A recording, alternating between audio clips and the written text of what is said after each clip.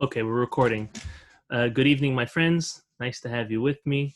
And thank you for joining us. This is going to be the first part of a series, which is Guard Your Eyes. If you look on my YouTube channel, I do already have short videos on Guard Your Eyes. Almost, I don't know, 30, 40 of them is a lot. But in this class, we're going to maybe get a little deeper into it. We're going to show a little bit of sources, and we're going to hopefully make this a very, very important and helpful class. Now, I think prompting this class is very, very important for the reason that, of course, technology is a very powerful tool. Technology is a tool which can help, but just like our tongue, as many of our sages tell us, a tongue can build or a tongue can destroy based on what we say. We can say things which can destroy somebody. We can say things that can elevate somebody. So too, we have to regard technology and the internet as something which is a powerful tool, just like a sword. A sword has amazing, great qualities, yet it's also very dangerous, something that takes life. Fire is another one of the similar aspects of life. With fire you can cook, with fire you can heat, with fire you can see, it provides light, but also we know the destructive properties of fire, which are very scary and very, very hard for us. Now, having said that, the internet and technology is something which is very, very similar. And therefore, just like a sword, just like fire, just like many other things that we have in life, if used properly, one second. If used properly, then they can be one of the greatest, if not the greatest tool for us. So this is a speech, a schmooze that I'll give any time of the year. But this time of the year, or most importantly, what we've been going on over the past couple of months with this pandemic, everyone's at home, you have a couple options. You could either be outside a lot and play a lot of sports and work out a lot and spend a lot of time with family. But unfortunately, what many are doing is they're just resorting back to their technology, whether it's their computers, whether it's their phones, their TVs. And I'm not saying it's right or wrong. That everyone is that's not tonight's speech. Tonight's speech is not what you should be doing during this pandemic. I've given plenty of those speeches. Tonight's speech is how do you use technology? And we're gonna start with some basics, and these basics will hopefully shed some light onto appreciating and to understand the power that we have as Jews, and how what we look at makes a tremendous impact on us today, not only for the future, but today. So I want to share with you a book that a lot of what I'm speaking about, the Sefer, a lot of that I'm speaking about is going to be drawn from it. It's a book put together by the Chafetz Chaim Heritage Foundation. Now normally they only they prepare books on Lashon Hara, but this book was also put out by them. I'm going to show you the book. You can see it in your screen. See it? It's a thin Sefer. It's an amazing Sefer. I know you see in my background, it's not a green screen. This is my library at home. It's only one wall out of the four, okay? Out of all the books that I have over here, this is one of my treasured ones, one of the very, very special ones. And this Sefer, it actually has no author in it. It was put together by a couple of rabbis, but because there's no chidushim over here. When I say no chidushim, it's kind of like the Mesilat Yesharim. There's no novelties. This is just pieces from the Talmud, from the Mishnah, from the Zohar, from the Midrash, and from all other Rishonim and Achronim on the topic of guarding one's eyes. And they're 40 short chapters, an amazing, amazing must-read. Any of you who know how to read Hebrew, I would highly, highly recommend it. The name of the Sefer is Ana Yada De'at Li, which, as it says on the front over here, is a quote from the Yerushalmi Talmud in Masechet Brachot in the first chapter that says, Amar HaKadosh Baruch Hu said, if you give me your heart, ve'enaich, and your eyes, ana yada datli, then I will know that you are mine. Meaning Hashem is telling us the way He will know if you really belong to Him, if you're really committed to HaKadosh Baruch Hu, that's if you will give Him your eyes and your heart. Now you're going to say, what does that mean, your eyes and your heart? It's like the very famous Lo tatur acharei levavchem v'acharei einechem. We should not stray after our hearts and after our eyes. What does that mean? That means, number one, our hearts is believing in God, not have any thoughts of heresy, chas v'shalom, And our eyes is keeping our eyes pure and focused on HaKadosh Baruch Hu. So this book is split up into 4 different sections, and I think for the purposes of our classes, I'm going to share with us a piece from each of this section every class. And we're going to keep it brief. I'm even going to share some sources with you. I'm going to put them up on the screen so you'll be able to follow along and make this a real meaningful learning, a learning where you learned something inside, you took some chizuk, and hopefully you'll apply it. So the 4 sections are as follows. We're going to mention a reward. The second is we're going to give a piece of advice. We're going to understand the concept of holiness. What does holiness mean? Kedusha. And we're going to leave us with a bit of inspiration. So to start off with the concept of reward, I'm looking for where I put that document. Give me one moment. 1 second. Okay. Here we go. If you take a look at your screen, I'm going to share with you a piece. There we go. Okay. No, I want to share just... Okay. Masechet Derech Eretz, not so commonly learnt. In the first chapter, it says as follows. It's also a midrash in Vaikra Rabbah. Rav Maisha bar Berei de Rav Yoshua ben Levi Omer. Kol haro'eh davar erva ve'eno zan et enav mimeno. Anybody who sees anything of erva, which let's give a definition of what erva is. Erva is something which is prohibited for us to look at. As we will get to in all of these classes, basically anything which is prohibited to us by the Torah to look at, namely looking at a woman, anyone other than one's wife, in order to benefit from their beauty. As it says, Kol haro'eh davar erva, anyone who sees any nakedness of a woman, ve'eno zan et enav mimenu, and does not allow his eyes, zan means to literally eat, to enjoy, right? If a person's eyes does not enjoy meaning if a person guards themselves and protects themselves from enjoying viewing something which is prohibited to them, therefore, zoche umekabel penei hashchina. At that moment, the person is going to have merit and be able to receive and see HaKadosh Baruch Hu right there and then. As the Pasuk says in Yeshayahu, ve'otzem enav mereot bera. A person who shuts his eyes from seeing something wrong or evil. The following verse tells us, Ma ketiv batre, what does it say after? Hu miromim yishkon. He will be held up on high, meaning close to HaKadosh Baruch Hu, as the Pasuk says, the very next one. Melech biyofyo techezena enecha. Who is the person going to see? The person is going to be able to see HaKadosh Baruch Hu be there, right there with him. So the first source I want to share with us is this piece of Talmud from Masechet Derech Eretz, which tells us a person who guards their eyes, a person who has the opportunity to see something which is inappropriate, and yet they overcome it and they do not allow themselves to enjoy from it, they have HaKadosh Baruch Hu right there and then with them. So, what I wanted to share on that part, I lost that screen. Okay, I got it. What I want to share on that part is 2 pieces. Number 1 is Rabbeinu Yonah. We're all famous with Rabbeinu Yonah in Shaarei Teshuvah. Yeah? Good, thumbs up. Okay. Rabbeinu Yonah tells us this following concept. He says, every time a person looks at something inappropriate, you think, okay, so what? So I look at something inappropriate now and I'll overcome it and next time I won't. He says it's not like that. Listen to the way it works. The way it works is every time you give into your Yetzer Hara, specifically with this is really with everything, but now we're talking on this topic of guarding one's eyes. What we're doing is we're weakening our Yetzer Hatov.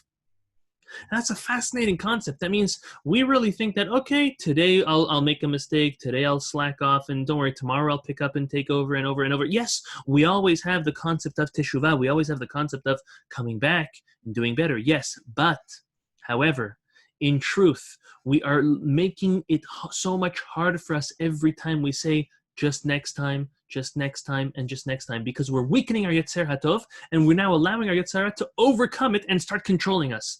He says, furthermore, a person's complexion becomes corrupt. What does that mean? You see a pure person you see some true Torah scholars, some Talmidei Chacham that we've all met in our lives. You see them, their face is glowing. Their face is glowing because they're immersed in Torah, but more than the fact that they're immersed in Torah, they're guarding their eyes. They're not allowing the filth, the putridness out in the streets or on phones and computers and TVs enter and penetrate into their minds and unfortunately ruin them. If we look at a criminal, we look at someone who does sin, their face looks nothing like a person who is a tzaddik, a righteous, honorable person. So the Rabbeinu Yonah tells us, look how important it is to guard one's eyes, because the way we will control our eyes is the way we will even appear to others.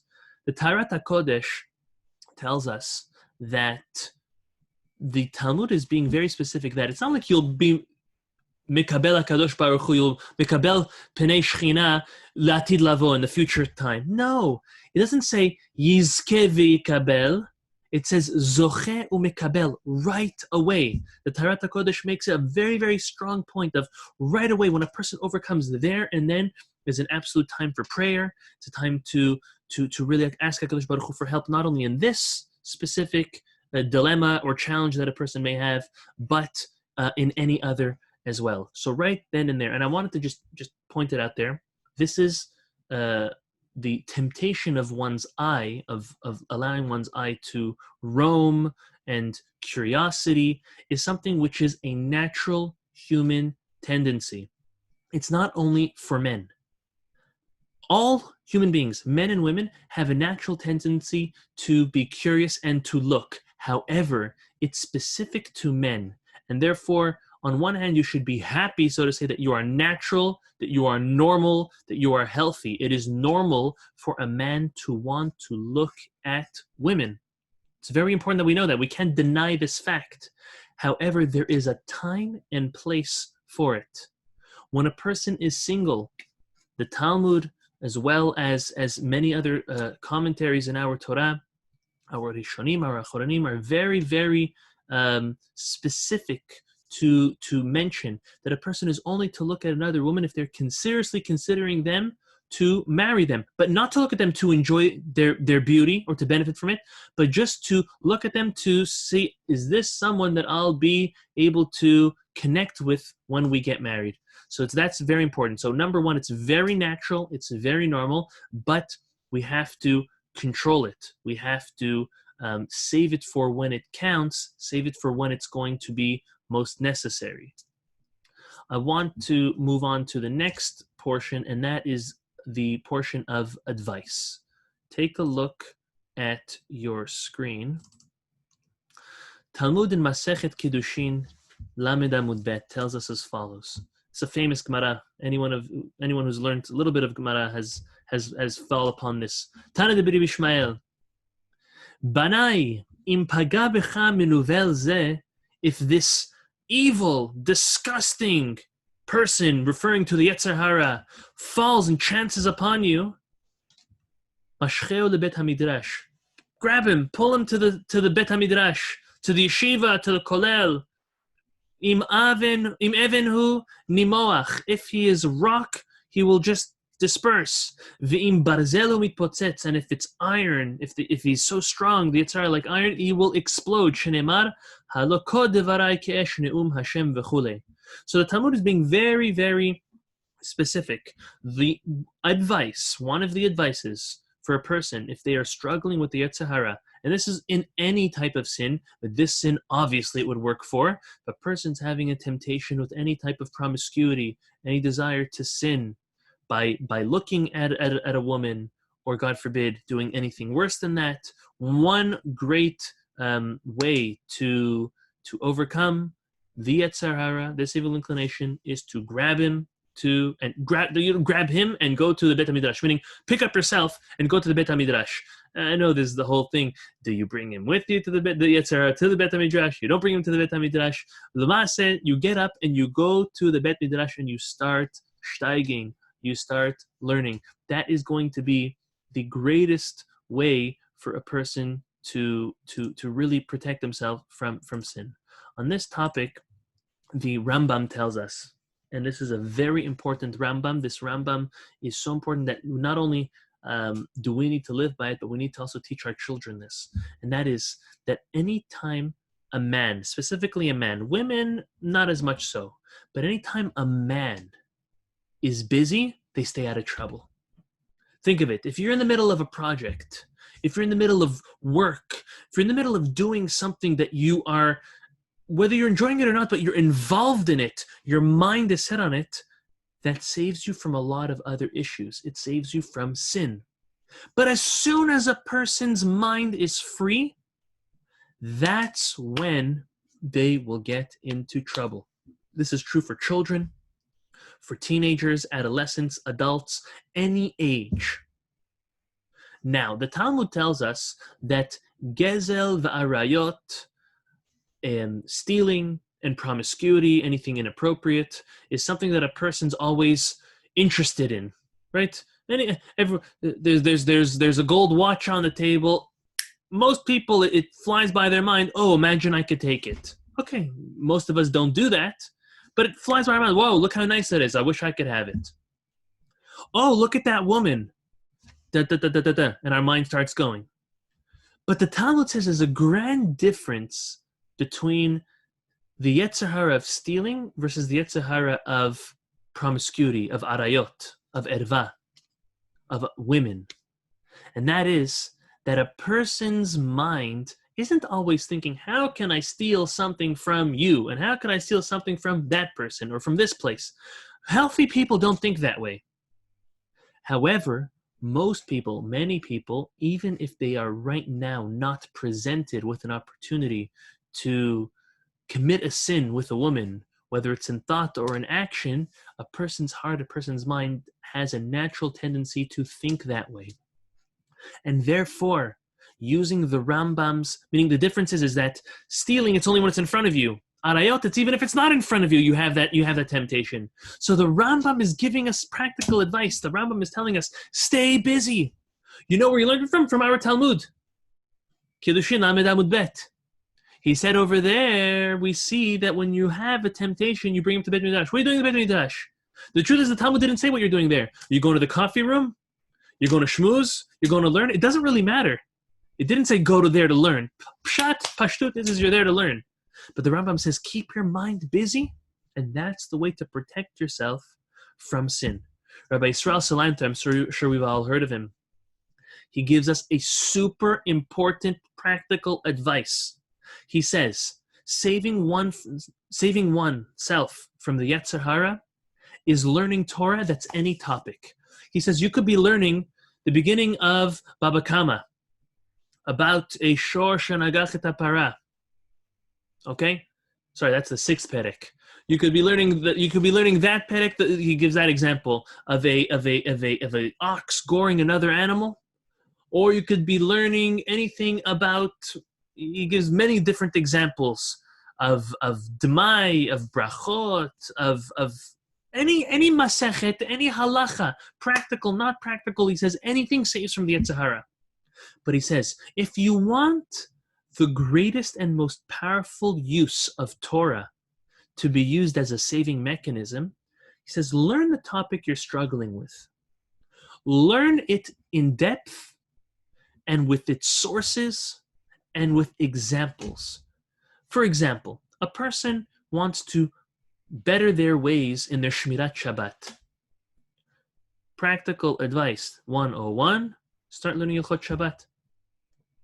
And if you think you already know Hilchot Shabbat, the Chafetz Chaim wrote, anyone who doesn't learn Hilchot Shabbat on a daily basis, not on a weekly basis, on a daily basis, is guaranteed to be Mehalel Shabbat. Well, there's so many halachot by Chilul Shabbat. By Shmirat Shabbat, of course, there's a lot.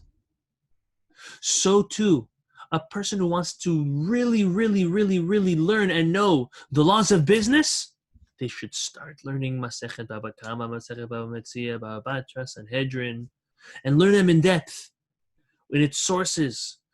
When it comes to guarding one's eyes, what we're doing this evening is something which really helps because we're learning sources, we're reading them, We're giving practical examples. We're delving deep. This is what we need to do in anything we want to better ourselves in, and for sure in something which there's such a great temptation and a great Yetzer Hara for.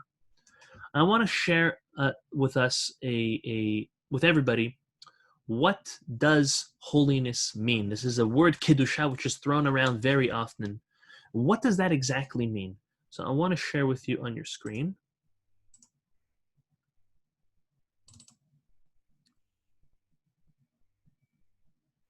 Okay, this midrash is really on what we previously said. Just to say it, the midrash in Bamidbar Rabbah tells us, "Velahag harbe yagat basar." It says, "Im yagata harbe b'divrehem." If you toiled a lot on the words of Torah, Hakadosh Baruch Hu masir yetzer hara mimecha. Hashem will remove the Yetzer Hara from you.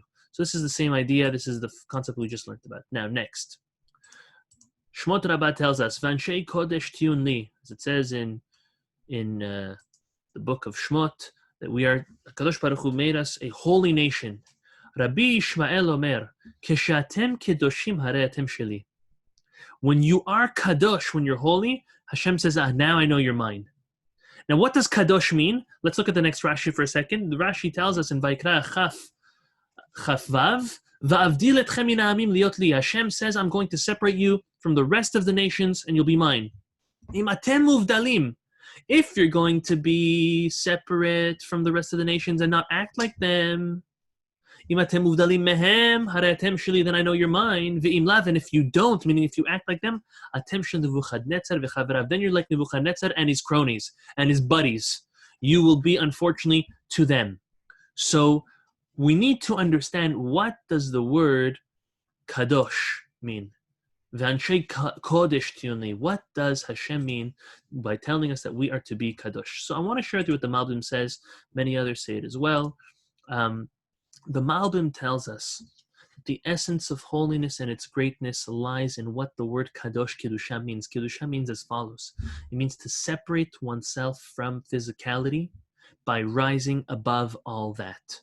By rising above all the mundane and all the physical gashmiut as we know it.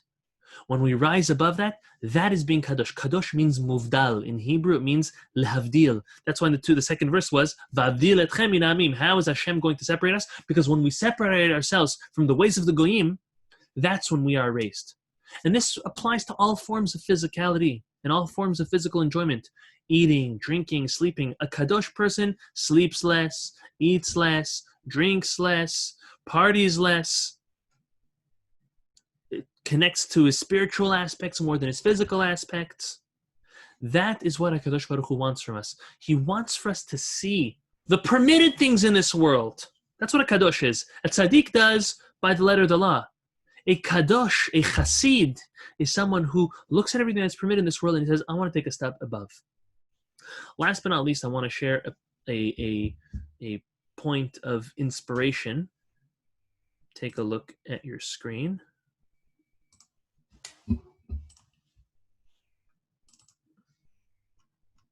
This is a piece from Midrash Vaikra Rabbah, and this is a fascinating piece. I think you're going to really enjoy this. It says, Ki betachpulot ta'aseh lecha milchama. With strategies is the way, King Solomon writes, a person should do war, wage war. So look at the following. Rabbi Natan Rabbi Achad b'shem Rabbi Simon Amar. Im asita havilot shel averot. If a person unfortunately transgressed a bundle of averot, aseh kenegdan chavilot shel mitzvot.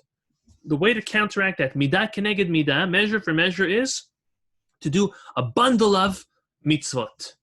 And I give some examples. Look at this. These examples are powerful. Im chata be'enayim ramot. If a person used their eyes to gaze, how are you supposed to? And it's more than that. It's not only use your eyes to gaze, but you were haughty. You had aspects of haughtiness and arrogance. How do you fix that? The Midrash says, Yitaken al yedei v'ayu l'tadafot be'nenecha. Putting on the crown of HaKadosh Baruch Hu, the tefillin shel rosh. That's how you understand that only Hashem is above. We have no right to inflate ourselves. Next, lashon sheker. A person spoke falsehood. How are you going to correct that? V'limatem otam et benechem. You're going to teach Torah, those words of Torah, you're going to use your tongue for good to your children. Next, Yadayim shofechot dam naki, a person, God forbid, who murdered someone else. How, with their hands, how do they make up for that? Ukshartam lot aledecha. You're going to tie the tefillin on your hand. With the same hand that you sinned with, you're going to do a mitzvah with. Lev choresh, machshavot avin, a person's heart and mind obviously thinks things of falsehood, things of sin. You know what you're supposed to do? These words of Torah should be on your heart, and you should fulfill them. Now look at this last one. A person's feet who rush them to sin, to go to the party, to go with the friends, to go to places which are not good. Chas v'shalom. You know what you do? Heveratz achar milah shehi ben birkaim. You got to run to a brit milah. You hear there's a brit milah in town. Run there. Oh, you don't know when is it going to start, how long it's going to be. Run. Don't walk to a brit. Next time you know of a brit milah, run there. Because how fast did you go to sin? At least as fast as you went to sin. The Midrash is saying you should run to a mitzvah. It's not ironic. It's not by chance that when it tells us to run, when you ran to sin, you know where you're supposed to run. You run to Brit Milah. He says here because Shehi ben Birkaim, the Brit Milah is between one's thighs, between one's legs. And you should use your legs to run to a mitzvah, those same legs that made you run to go do something inappropriate, chas v'shalom. So, having said that, I wanted to share what Rabbi Tzadok HaKohen, Rabbi Tzadok Milublin HaKohen tells us. He tells us that, and this is a fascinating aspect of inspiration. I'm going to share with you this, and then what the Stipler said, and then I'm going to take questions. Rabbi Tzadok HaKohen tells us that whatever is burning inside, whatever is a person's greatest struggle, means that there's that person is particularly ready for growth in that area. A person who's having a hard time to keep Shabbat, a person who's having a hard time to keep Kashrut, HaKadosh Baruch Hu is sending him those messages. He's sending him the Yetzer Hara to fight him in those specific, because that's where he's going to succeed. A person who's having a hard time controlling their eyes should know that because it's hard, they're going to find a way. If you do find a way to overcome it, it's only because you're going to succeed in that area. And it's not easy, but HaKadosh Baruch Hu is sending you a signal, saying to Sarah, you have a big potential. You have a very, very strong potential. Only when you unlock that potential, when you hasten that which is very hard for you, will you succeed tremendously in that area. And the Stipler says that our efforts are considered tremendously by HaKadosh Baruch Hu. It's not like HaKadosh Baruch Hu looks at it and says, oh, what a loser. What a guy. He couldn't overcome. Again? No, that's not HaKadosh Baruch Hu. HaKadosh Baruch Hu sees every time. You know, and this is another concept we'll speak about when it comes to Shmirat Einayim. There's looking and there's gazing. Looking is when something catches your eyes and you quickly just, if it's on your phone or on your computer, scroll down, or if it's in the streets, you just turn away. That's look, but you're not looking. You chanced upon it. HaKadosh Baruch Hu doesn't punish you for that. Okay? We're not saying you went somewhere on purpose where there's obviously promiscuity or people which aren't dressed properly. But if it's something that you just chanced upon, okay, yalla, just keep on moving. But it's the second take. It's the double take. It's the second look. That's gazing. That's what HaKadosh Baruch Hu doesn't want from us. So he considers our efforts tremendously when we turn away, when we shut our eyes, and he allows us to connect him. So I just want to give a quick summary, and then I'll take questions. The first thing we spoke about is the reward. The reward we mentioned this evening is it's the merit, we merit to see the Shekhinah Kadosh Baruch Hu himself. What does that mean? That means that Kadosh Baruch Hu is going to bless you. He's going to be with you. He's going to help you find the Shidduch. He's going to help you find the Parnasah. He's going to help you learn Torah. He's going to help you be happy in life. The advice we gave, tonight's advice, was learning Torah. Like the Rambam said, keeping busy, or like Rabbi Yisrael Salanter said, any Torah, but specifically that topic that you're struggling with. We defined what Kedusha, holiness, is, and that is separating yourself from the Goyim, and specifically separating yourselves from anyone, from physicality, and rising above all that. And we gave a piece of inspiration, like we saw in the Midrash, that whatever is burning inside, not only we're supposed to do midah keneged midah to overcome and to fix what we sinned. But you should know that those specific body parts or topics or thoughts that you had a hard time with, when you overcome them, you know that you're only being tested for that, because that is where your greatest growth will be. So may HaKadosh Baruch Hu bless us to stay strong with this very, very hard mitzvah. And we should realize that it's definitely for our benefit. And obviously there's a lot more to talk about. Okay, I'm going to stop the recording, and then I'll take questions. So this way everyone can keep their privacy if they have any questions.